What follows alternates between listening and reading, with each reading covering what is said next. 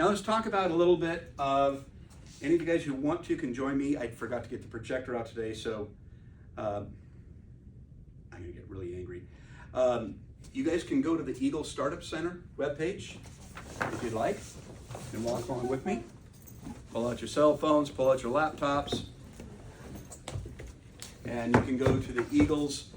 So it's inside EWU/Eagle-Startup, and that should take you to our main page.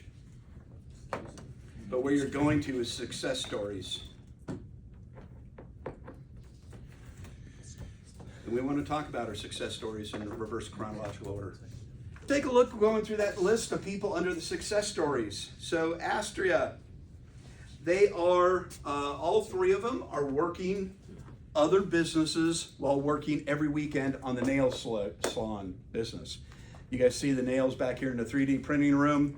They are taking more orders than they can catch up with. So they're having some problems with the supply of the finger imprint kits. So they were supposed to be using a LiDAR camera on the back of your phone to scan your fingers. That was the original plan. They want $50,000 to be able to do that.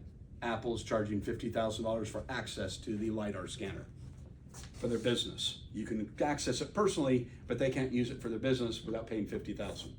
So they went out and ordered a little clay trays to take a fingerprint. And so you stick your fingernail into the clay and mail it back. And the supplier for those is behind. And they can't get enough supply of them. So they're looking at making their own. But they need, what do they say, 1,400 sets? So that's 1,400 times 10.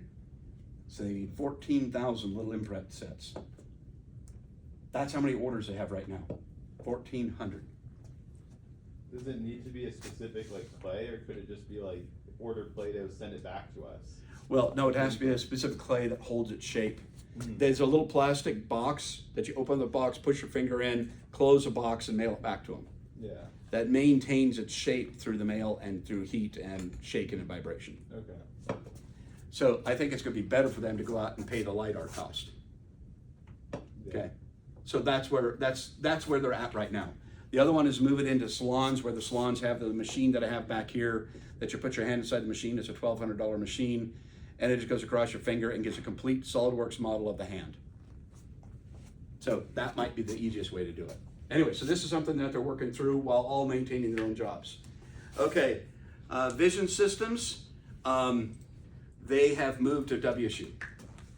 Okay, their system was actually up and running, and it was basically using, again, the LiDAR on the back of a cell phone to give audio commands to blind people as they're walking, giving a complete description of the world around them using AI. Very, very advanced system.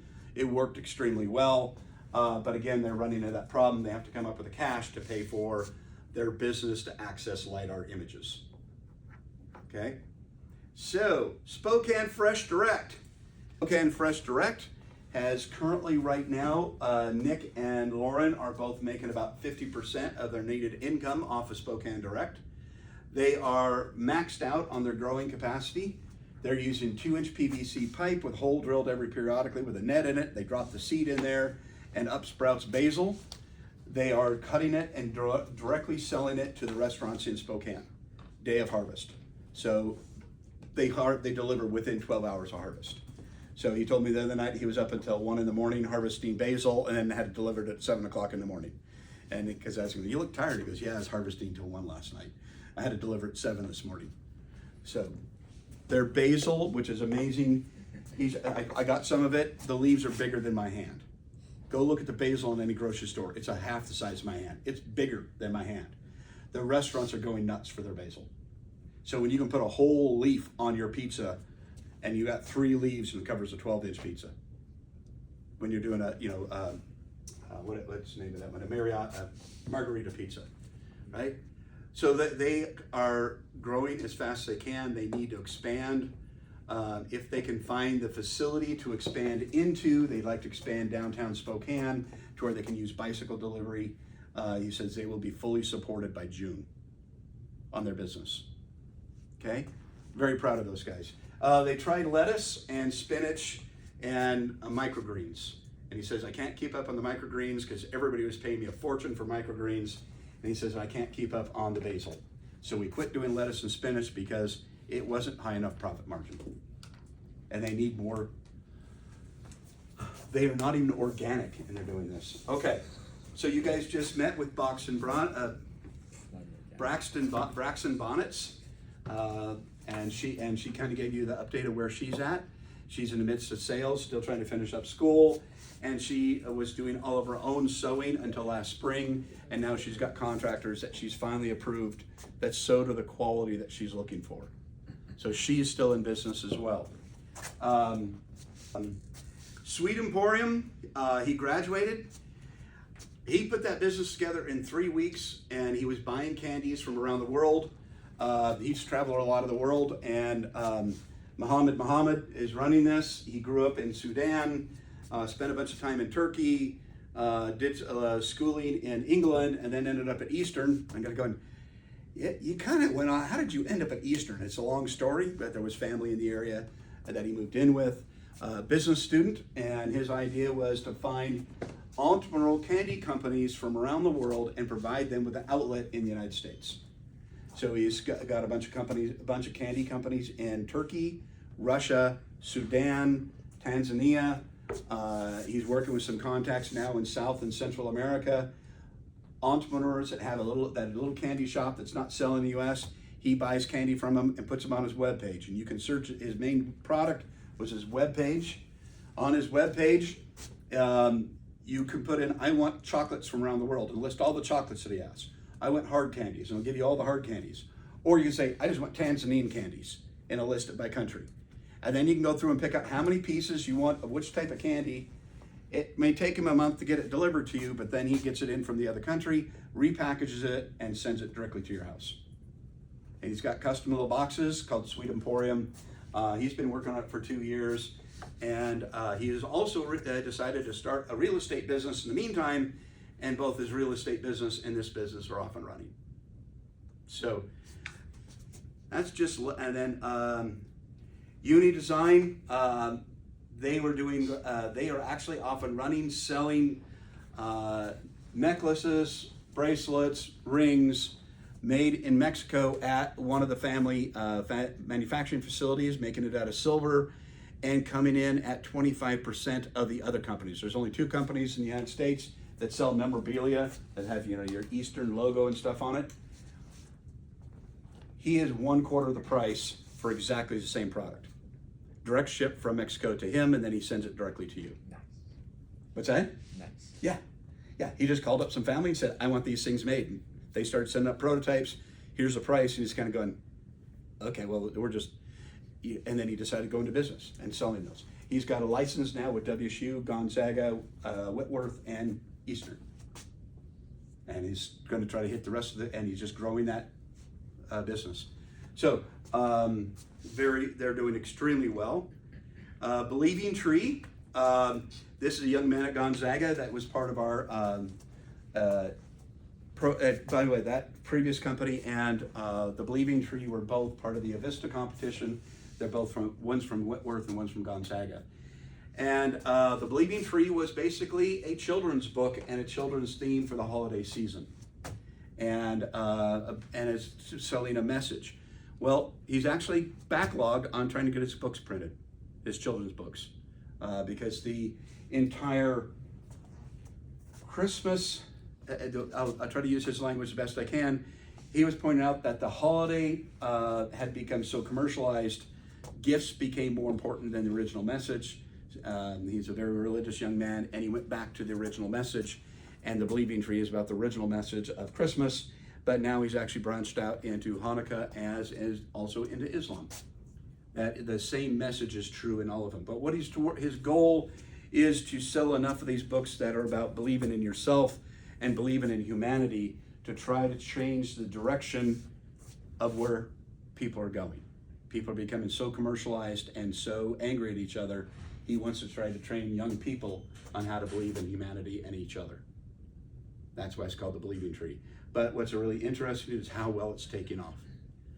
He did a phenomenal job on his book and on his artwork and all the, you get a book and you get a bunch of these little stuffed animals that go with it to tell the story. And I'm the only one in here who's had children. Okay, when fortunately for you guys.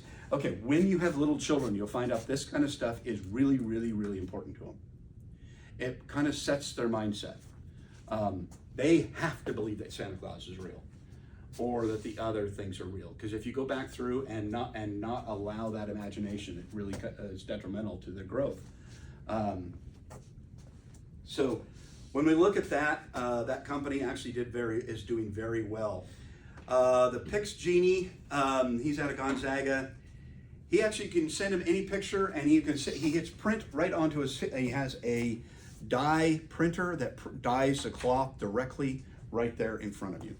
So you put your T-shirt down, and it puts your picture right on that T-shirt. He also has a bunch of software where you can modify it, make it a funny picture, modify, the whole thing of Google, these various different picture modification programs out there. He has those. He can make you into a cartoon character.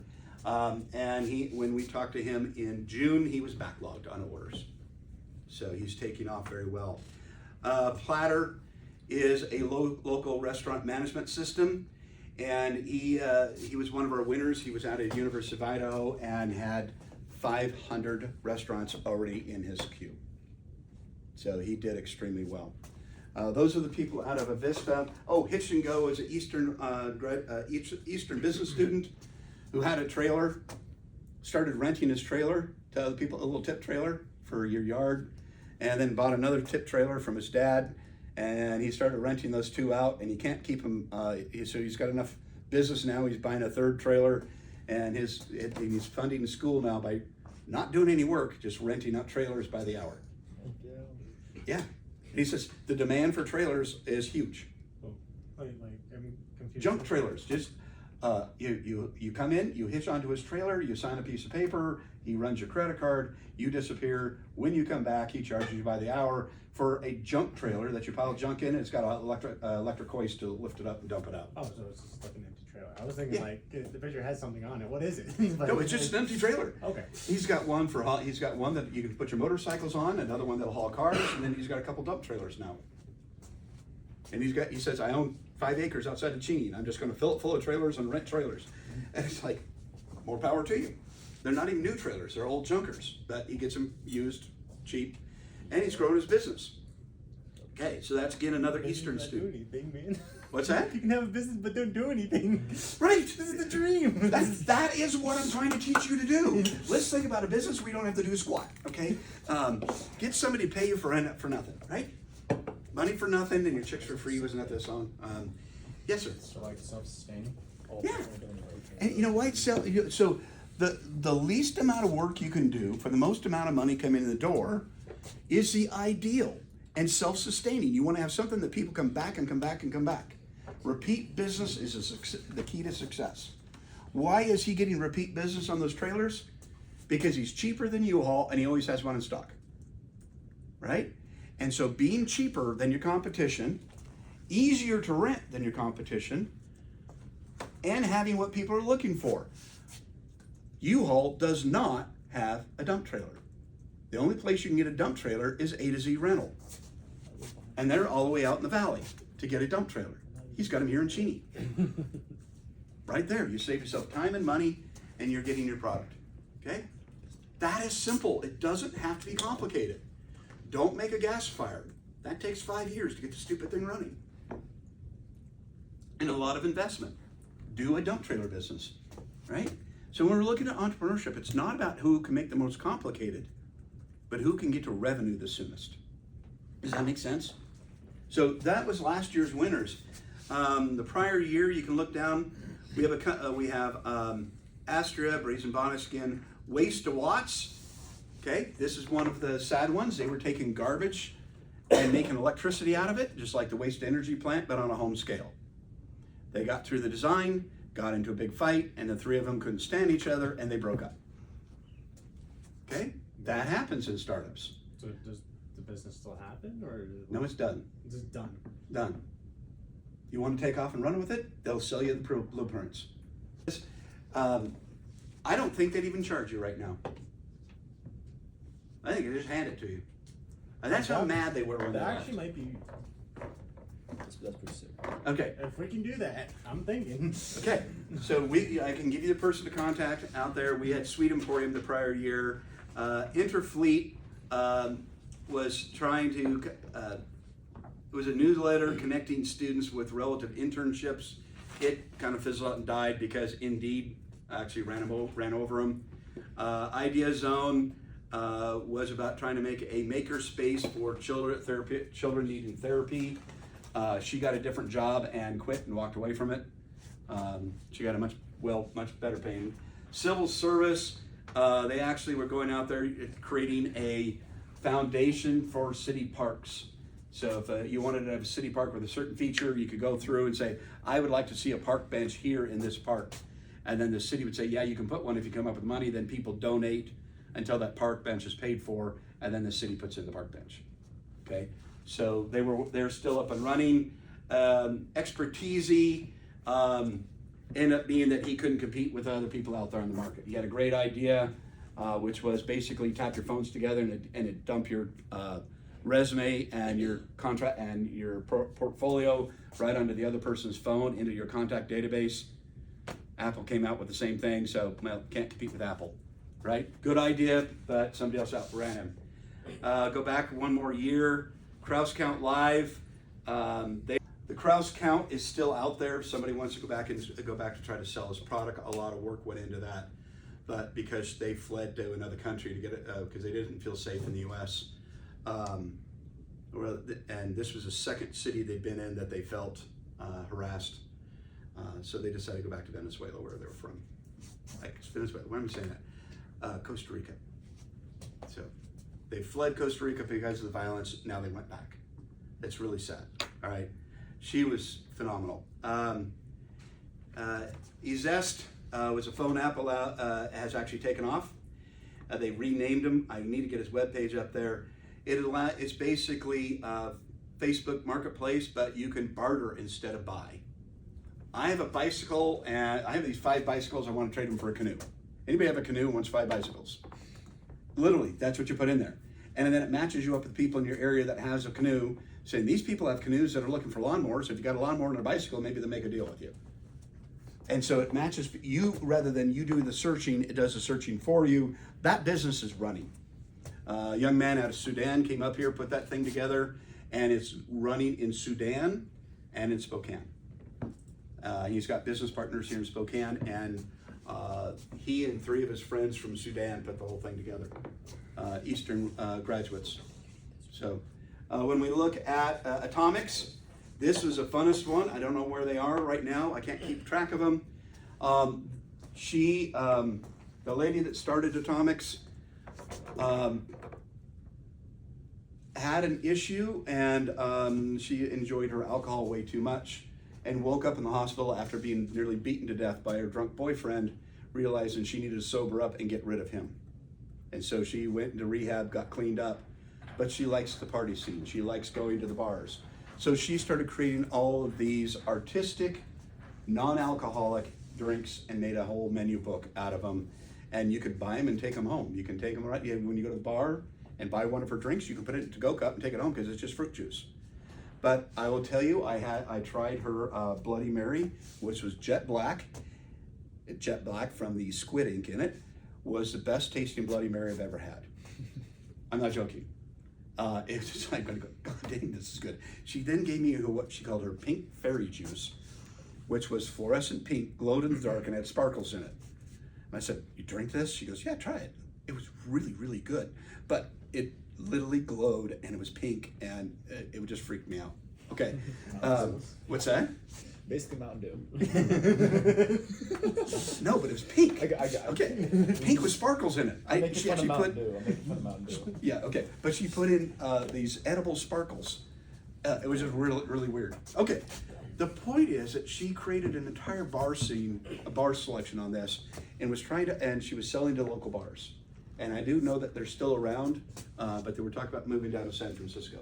That actually might be kind of interesting, especially if you have it actually in a high school. It might be controversial, but if non-alcoholic. Yeah. Okay. But they were looking. The placebo will kick in. But the point is, she was mimicking all the common drinks you get at a bar with non-alcoholic versions, but that's already out there. What she was able to do was create new and unique and colorful things that would attract people. And very interesting people. She and her partner were very, very interesting. Kinetic Kitchens is still out and running. They got a $50,000 investment during their final pitch from an outside from an investor that was related to the family. But Kinetic Kitchens is you can go and rent a commercial kitchen. You can't sell food unless it's coming out of a commercial kitchen. So they put a commercial kitchen into a bumper pole trailer with all the water and all the dishes and everything you need, and you can rent it by the hour, pull it to your house, make your cookies that you want to sell, or cupcakes, get your stuff out of it. She comes and picks it back up, cleans it out, and delivers it to the next person. You're having a wedding or a big family reunion and you want to sell food out of that. You can bring that in there. Here's a complete kitchen that will feed 50 people in a 20-foot trailer. All the stuff included. And so she rents it by the hour. She was at the Spokane Home and Garden Show 2 weeks ago. She's still up and running, still selling, still renting her trailers, and still building more. Okay, Leaf in a Box. They didn't make it through. They made it about Christmas before they tried to kill each other. That was a company that was working on putting a automated greenhouse inside a shipping container. Similar to what is going on with Spokane Direct, but they didn't make it. Their partners was a bad selection. Okay, we had some partnering issues in 22. EPK, they are still around. They're still building pianos. They made basically Guitar Hero for pianos. Wait, is that the one with Emmanuel in there? Yeah. Yeah, he was telling me about it. Yeah. It's pretty sweet. Yeah, it's a great. They're still building a system. So you have you have a screen above your keyboard and little dropping notes, and when the note hits the key lights up. That was them. Yeah. Yeah, I that was didn't EP. realize that. Yeah, Emmanuel was part of it. Yeah, and Jonathan still is still trying to get things up and going. They go do it in fits and starts. When they have money, they go forward for a while and then they stop. Anyway, so yeah, they just need to finish the dumb thing up. Anyway, they have orders, standing orders for all the local high schools and middle schools, because it teaches you to play the piano without knowing how to read music. And then you learn a muscle memory, then you learn how to read music. So it's a much, much better approach to teaching music. Who else do we have? Oh, Power for You. And okay, we got 3 more that are funded that year. Power for You was basically you ran on an exercise bike and charged up batteries for your home for emergency purposes, but it tied it through your cell phone so you could compete with your neighbors and your friends. Your dad, I put in X number of watts into my battery. How many did you put in? So to encourage the entire family to exercise. Okay, they all got jobs elsewhere for a lot more money than they were going to make on this business. So they decided, and they also had families to support. So 2 of them had children and were in paying child support and kind of going, I can't do this while I'm child support. So they parked the whole business. Superior Orchard Engineering, he designed a apple picker. You know to pick an apple, you have to lift it and rotate. And he had a automatic robotic arm, so you could do it all from the ground and rapidly pick apples, drop them down a tube. And then he got a job at 2 issues with his business. He was running it on his own. His wife said, his fiance said, if you do a startup, we're not getting married. And the second one was he got a job at an automation company doing robotics. And he goes, I can not have to pay for my own robotics and go build these fun ones. So he's actually took a job building robotics. But because he knew how to start a business up, they hired him because of his experience.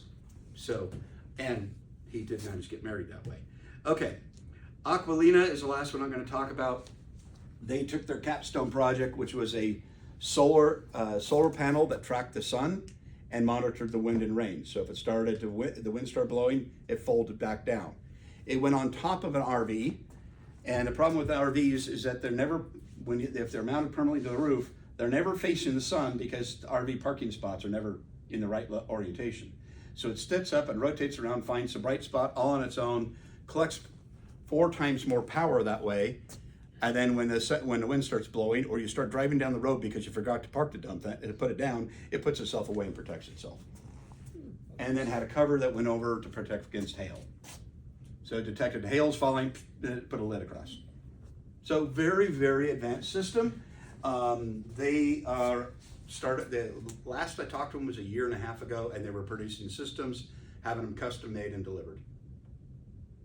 So, but while still having other jobs to make sure they had enough income for the families. Eduardo had multiple children. He wanted to make sure he kept the children fed, but at the same time, he really enjoyed the product, so he was doing both. So you see a lot of these companies that are listed here, the first year or two, they're having two others I'll mention that way down the bottom of the list. One is Micro Brew House. They developed a system that utilizing 3 mechanical engineers out of our program. They like to brew beer. To brew beer, you have to take corn, not wheat or corn, you use barley. You ferment, you sprout the barley, and once it gets to a certain size, you dry it, roast it, then grind it. So it takes a lot of fussing to make sure you get everything exactly right. Well, what they found out, what they were able to do was utilizing what they learned in 485, the robotics class. They used vision systems to watch to when they had the optimum height to the sprout. They had the optimum temperature, CO2 level, and moisture at all times, all being monitored. And then it moved that grain automatically into a dryer and then dried it. And meanwhile, then it refilled the growing cycle. So that first bed then moves into the second bed, and the first bed starts over. They go into a drying cycle, and then once it's dry, then it goes through the proper roasting cycle for that grain till it gets to be exactly the right color, again using optics. Then it moved over into the grinder, ground it, and dropped it out the back end as malt for beer. This also is a tabletop unit. So you have a big hopper filled full of barley, and it's automatically continuously producing the malt for a microbrewery. The biggest expense in brewing beer is the malt. And if you order custom malt, then you have to wait weeks for it to get there. To get custom malt, you literally push buttons of what color you want, how much roasting do you want. And it did that automatically. You didn't have to know you didn't have to sit there and watch it. Right now is the time to move. And it moves it to the next stage, as opposed to sitting there waiting. They moved down to Texas. All of them got of the 3 of them, all of them got jobs. One of only half-time, the other one worked half-time on the design. By the second year, he was working full-time, and one of the others went half-time. And by the third year, the third person also went half-time. And fourth year, all 3 of them are fully employed, and they're selling these things across the United States. Okay? The year after those guys pulled that off, the first group that I worked with was Aquamatrical. They're now in there. They got their little list. They went out. They raised over $700,000 in pitching competitions the first year after they left here, and so that's bankrolling the business. Their business was to use ultrasound to atomize water. In the dry cleaning industry, we atomize trichloroethylene. It then goes up onto your clothes. It collects onto the dirt particle and then drips down. And then you draw a vacuum and remove all the trichloroethylene. Trichloroethylene is a carcinogen. It's also a nasty, nasty greenhouse gas, toxic to the water. You dump it on the ground, it goes into the groundwater immediately. Dry cleaning kills people. So they figured out how to do dry cleaning with pure water. Now the best part about this is they're able to go and use a 110 outlet to atomize the water and draw the vacuum. And then they filter the water and reuse the same gallon of water. They have 1 gallon on board. It'll do 20 pounds of clothes in 10 minutes, washed, dried, and sterilized. They are selling in the hotel and hospital industries because it's a cart. This push cart we have here with soda on it, that's how big it is. You can push that into a hotel room, take the sheets off the bed, drop it in this thing, hit the button, go clean the bathroom. When you're done cleaning the bathroom, the sheets are clean and dried, put them back on the bed. Okay? That is what they created. It was 3 students here out of 2 electrical engineers and Lloyd Dees out of the business department. They're all 3 doing their MBAs at UW, and they've got a bunch of business partners that are putting this system together and building them. They won the World Health Organization competition at MIT There was 350 other businesses from around the world, 800 college students. They got first place and $500,000. They beat MIT. Right, does that make sense where these guys are? So I wanted to take the time to go through all the different things that we've done, all the different businesses, and those are just the businesses in the last year. How many of them were successful? The majority or the minority? Majority. The majority were successful. There's only a handful that didn't make it. I'm bringing that out. What if you don't make it? What happened to those that didn't make it, like Power for You? What did they do? They went and joined other startups, okay? But they didn't run their own because they were starting to look at the economic viability, kind of going, it's not really going to work. What happened to the guy that was doing the robotic arm to pick apples? You got a job. He got a job doing robotics like he wanted to, made the future wife happy, but at the same time, he was looking at, I need to come up with a whole bunch of money to make this product. So he minimized that risk and went to a robotics company. What's the chance of him going and bringing that product with him? Well, he owns that idea. He owns a patent on it, any patentable material on it. He eventually, I believe, is going to build the thing at his new robotics company, right? He just took it with him, okay? Now, if we take a look at the Kraus count, that's still out there. That's one of ones that life got in the way. And sometimes life gets in the way, and you gotta take care of yourself first. And they needed to flee, okay? So they fled to safety. So those kind of things happen now and then. That's not something to put people down, but the majority of them were able to, for a year or two, continue their business while working full time. And then eventually make enough money to transition off of that and go into doing their own business full time. Why do we want to do that? That's called customer financing. You finance your business through pre-sales, pre-selling of your product, and I'll teach you guys about that. And what it does is you're not selling equity. You're not selling chunks of your company. Like the fingernail group, they're taking deposits on a future delivery. Okay? What does that deposit do? Well, it funds the company to get to the point where we can make the delivery. So the rules changed in 2013 with respect to who can invest in a company. And that's when we started getting the GoFundMe things, right? That whole stuff didn't exist when I started Ag Energy. That is a new thing that's developed, okay? And that means we can now take pre-deposits on product without selling equity in the company and actually use it. How do you get a loan at a bank? I'm going to talk about that. But if you have purchase orders, you can walk down and use those purchase orders to get a loan. I can tell you one last story, then we're going to break for lunch, okay? So when we got all these windmills being put into the down the Columbia River, there's over 5,000 windmills that have been put in since I started driving down there to see my daughter every other weekend in 1997.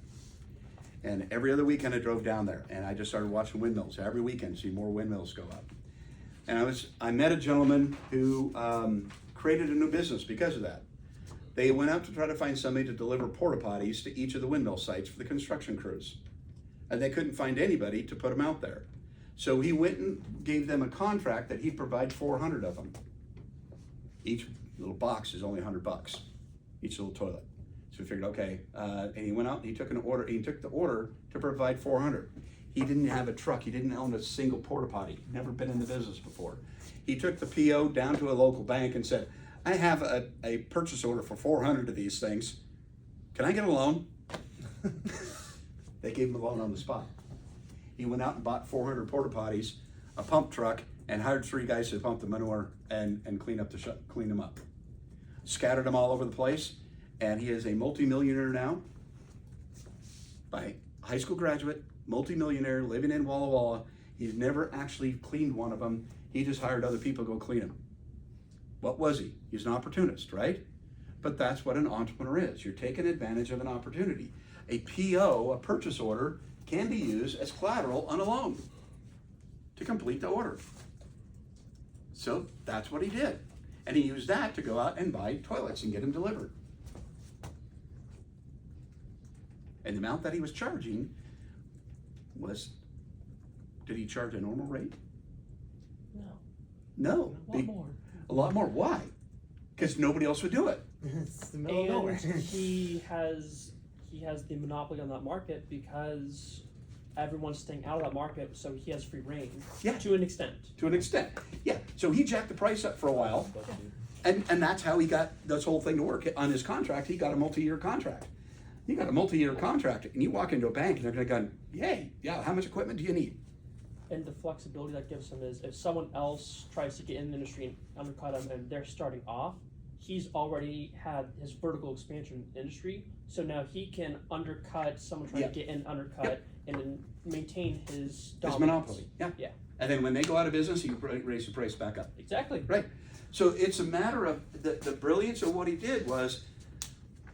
Oh, you guys have watched that silly movie Robots with Robin Williams? Yeah. Okay. Oh, yeah. Big Will, right? Big Will. What did Big Will say? Big Will. It's been a minute. I watched it when I was like. I know when you were little. Okay. What's that?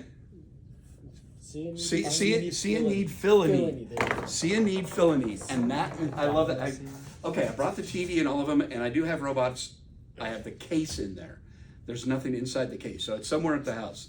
At some point, we'll watch that because that is entrepreneurship. That was exactly see a need, fill a need. And that's what we're trying to do here in this class, okay?